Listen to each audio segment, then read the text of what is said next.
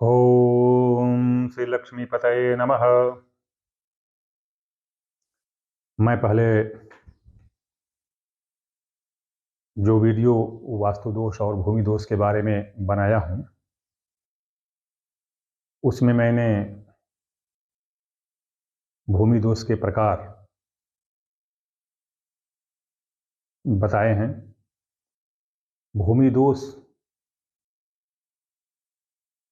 किस प्रकार के घर में कौन सा होता है। हर एक घर में हर एक दोष नहीं होता। पहले अपना घर देखें कि उनके घर का क्या बनावट है। बनावट के बारे में मैं बता चुका हूँ फेसबुक में। उनके घर की बनावट क्या है। बनावट जो होगी, उस बनावट के अनुसार उस घर में दोष होगा या नहीं होगा। तो उसके आधार पर मैंने दोषों का नाम बताया है। अब उन प्रत्येक दोष का निवारण अलग अलग होता है। वैसे तो मैंने अपने दूसरे भाग में, जो वास्तु दोष का दूसरा भाग है, उसमें मैंने बताया है, लेकिन वो क्या है, वो एक अपने से करने वाला, या उसको कह सकते हैं अस्थायी रूप में, वो हो सकता है सफल भी हो ना भी हो। तो इसलिए मैंने बता दिया है कि लोग स्वयं कर लें उसको। परीक्षण की विधि भी मैंने बता दी है। सबसे दुख की बात यह है कि लोग पूरी वीडियो देखते नहीं हैं और बीच में प्रश्न पूछ देते हैं, तो मैं उत्तर नहीं दे पाता हूँ। तो ये है कि अगर कुछ जानना है तो पूरा का पूरा वीडियो देखें, तब पता चलेगा। तो अब उसमें जितने भी, जो प्रत्येक अपना घर देखें पहले, और उस घर में क्या दोष हो सकता है उसको देखें। फिर मैं अभी जो है प्रत्येक दोष का अलग अलग निवारण शास्त्रीय विधि से, विधिवत जो शास्त्रीय विधि से है, उसको बता रहा हूँ। तो इसको आप देखेंगे कि क्या क्या विधि विधान होता है, कैसे कैसे उसकी शास्त्रीय पद्धति से पूर्ण रूप से, स्थायी रूप से, संतोषजनक रूप में कैसे उसका निवारण कर सकते हैं। तो जैसे कि मैंने पहले बताया कि सर्वतोभद्र जो घर होता है वो राजाओं का होता है। आजकल लोग बनवा रहे हैं, उसका प्रकार इस प्रकार है कि घर जो होता है उसके चारों तरफ बरांडा होते हैं, उसके चारों तरफ बरांडा होते हैं। तो और जो उसके बाद आता है नंद्यावर्त, तो नंद्यावर्त में बरांडा भले होते हैं, लेकिन वो एक दूसरे से जुड़े हुए नहीं रहते हैं। जैसे उसका दरवाजा उसमें खुलता है, ऐसे नहीं रहते हैं।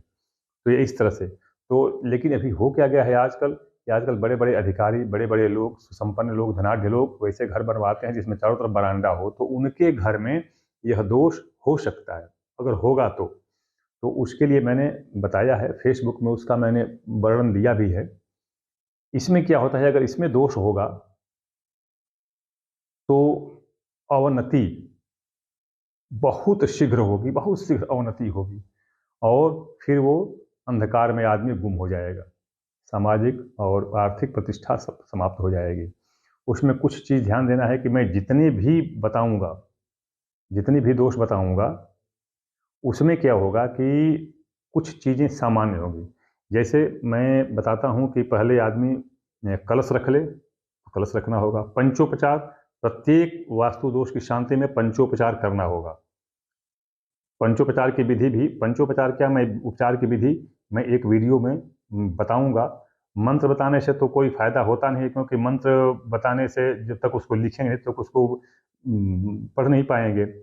तो इसलिए मैं उसको पंचोपचार का पूजन विधि मैं फेसबुक पर भी दूंगा और बताऊंगा भी उसको। उसके बाद अब अंगन्यास, ओम हृदयाय नमः, ऐसे नेत्राभ्याम नमः, तो इस तरह से करके अंगन्यास का भी अंगन्यास करते हैं। भूमि पर जहाँ बैठते हैं, बैठने के पहले वहाँ की भूत शुद्धि कर लेते हैं। भूत शुद्धि कि वहाँ पर कोई प्रेत पिशाच भूत इत्यादि जो कोई छिपे हों, आगे चारों तरफ से घेरे हों, तो वो वहाँ से हट जाएं। उसके बाद आसन शुद्धि, आसन पर बैठते हैं, आसन की शुद्धि। उस भूमि को कि पृथ्वी त्वया लोका देवी त्वं विष्णुनाधिता त्वं च धारे माम देव पवित्रम कुरुचासनम, तो इस तरह से करके और वो आसन को पवित्र करते हैं। तो ये जो है, ये तो सब में सामान्य विधि है, सब में यह करना होगा, यह सब में करना होगा। उसके बाद ये जो दिशाएं हैं और कोण, जो कोण और दिशाएं हैं, ये सबकी पूजा माने सब में एक समान होगी, बैठने सब में एक समान होगी। जैसे ईशान कोण के लिए ओम महाविष्णवे नमः, ईशान कोण के लिए हो गया। फिर अग्निकोण के लिए हो जाएगा ओम श्री महालक्ष्म्यै नमः। इसी तरह से नैऋत्य कोण के लिए हो गया ओम श्री महेश्वराय नमः। इसी तरह से वायव्य कोण के लिए हो गया ओम महामायायै नमः। तो इस तरह से ये कोणों का हो गया। उसके बाद क्या होगा, जो अब ये पहले चारों कोण, देखिए ध्यान दीजिएगा, पहले चारों कोणों का होगा, ये नहीं कि एक कोण फिर दिशा फिर कोण फिर दिशा, इस तरह से नहीं। पहले चारों कोणों की पूजा, उसके बाद दिशाओं में। जैसे मान लीजिए कि पूर्व दिशा है तो पूर्व दिशा की तरफ बोलेंगे ओम अद्भ्यै नमः, तो ये अग्निकोण का हो गया, पूर्व दिशा की तरफ हो गया। उसके बाद पूर्व के बाद कौन सी दिशा आती है, घूमते हैं तो दक्षिण दिशा, तो दक्षिण दिशा में हो जाएगा ओम वरुणाय नमः, ये दक्षिण दिशा का हो गया। उसके बाद फिर आ जाएगा आपका पश्चिम दिशा, पश्चिम दिशा में कहेंगे ओम सुधर्मणे नमः। तो इस तरह से ये पहले कोणों की पूजा और जल छिड़कना, कोणों की पूजा पहले, दिशाओं की पूजा बाद में। अच्छा, उसके बाद एक चीज और, आप फेसबुक का पेज पढ़िए तो मिलेगा कि जब जजमान हाथ में वो थाली, जो तांबे की थाली होती है, इसका विधान फेसबुक पर पढ़ लीजिएगा, जो थाली होती है तो उसमें छेद वाला कलश रखा होता है, तो उसी में वो सब जो होता है वो गोरोचन चंदन वगैरह डाल करके, और तो वो पानी नीचे आ जाता है। उसके बाद उसमें लेई, मैं बताया हूँ फेसबुक में, लेई उसमें मिला देते हैं। उसको जो कुशा होता है, कुशा का गांठ बना करके और उसमें ले करके, और आगे आगे चलेगा यजमान, ये नहीं कि आगे पंडित जी हो गए, नहीं, आगे चलेगा यजमान, कुशा उसमें डुबाएगा और प्रत्येक कोने में छिड़कता चलेगा, और पंडित जी मंत्र बोलते जाएंगे, मंत्र लंबा है, मंत्र बोलते जाएंगे। ये मंत्र हो गया, मंत्र बोलते जाए। फिर जब पूरे घर में चारों तरफ जब मंत्र हो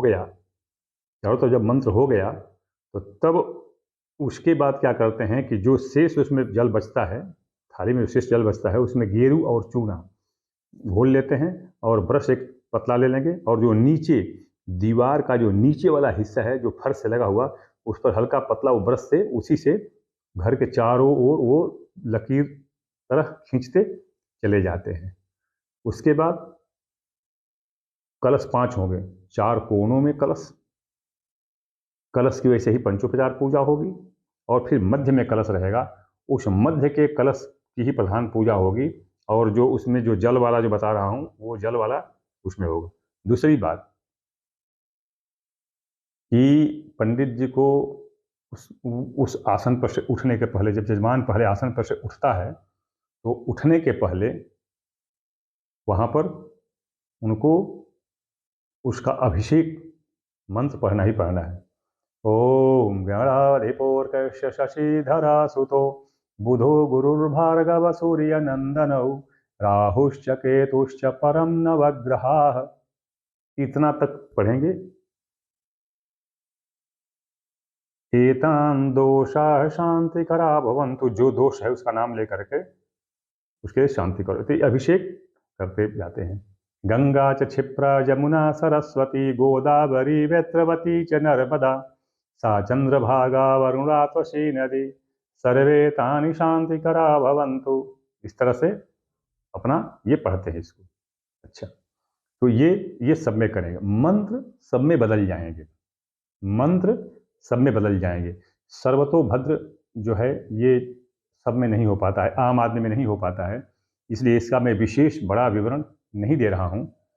इसके बाद जो आता है, सर्वतोभद्र के बाद जो नंद्याव्रत का आता है, तो वह कुछ मध्यम वर्गीय लोगों में वैसा घर बनता है, तो उसका विवरण थोड़ा मैं अच्छी तरह से दूंगा, वो अगले वीडियो में दूंगा। आप लेकिन एक जरूर आग्रह है आपसे कि अगर पूरा वीडियो नहीं देखेंगे तो आधी बातें आपको समझ में नहीं आएंगी, क्योंकि केवल फेसबुक में लिख देने से, वो लिख करके जान जाने से नहीं हो जाएगा। जब तक उसको आप सतही तौर पर, मतलब फिजिकली अगर उसको आप नहीं देखते हैं तो आप उसको नहीं जान पाएंगे, इसलिए पूरा वीडियो आपको देखना ही पड़ेगा। नहीं देखते हैं फिर प्रश्न पूछेंगे तो मैं उसका उत्तर नहीं दे पाऊंगा। तो इसलिए आप पूरा वीडियो देखें। ये मैं सर्वतोभद्र का मैं संक्षेप में बता दिया, क्योंकि सर्वतोभद्र बहुत बड़ा घर होता है और सबके पास नहीं होता है, तो उसकी शांति के लिए मैं विधान बहुत विवरण तरीके से नहीं बता रहा हूँ।